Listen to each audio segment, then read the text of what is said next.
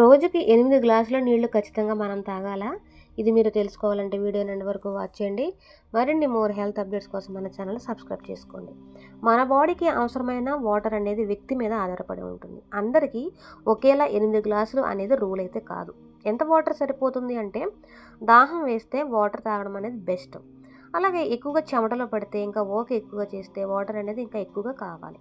అలాగే చల్లని వాతావరణంలో తక్కువ కదలిక ఉంటే తక్కువ సరిపోతుంది. ఇంకా మన బాడీ వాటర్ సరిపోతుందా లేదా అని ఎలా తెలుసుకోవాలి? మన యూరిన్ రంగు లైట్ పసుపు ఉంటే వాటర్ సరిపోతుంది అని అర్థం. అలాగే డార్క్ పసుపు రంగు ఇంకా స్మెల్ వస్తూ ఉంటే వాటర్ తక్కువ తాగుతున్నారు, వాటర్ ఎక్కువ తాగాలి అని అర్థం. అలాగే వాటర్ ఎక్కడి నుంచి వస్తుంది? కేవలం వాటర్ తాగితేనే వస్తుందా? కాదు. మనం తీసుకునే ఫ్రూట్స్లో కర్బూజా, యాపిల్ వీటిలో వాటర్ కంటెంట్ ఎక్కువ ఉంటుంది. అలాగే కీర దోస, ఇంకా సొరకాయ, దోసకాయ వీటిలో కూడా వాటర్ కంటెంట్ ఎక్కువ ఉంటుంది. ఇంకా టీ, సూప్ లాంటి వాటి నుంచి కూడా మనకి వాటర్ అనేది బాడీకి లభిస్తుంది. ఇంకా రోజంతా కొంచెం కొంచెంగా వాటర్ తాగడం అలవాటు చేసుకుంటే మంచిది.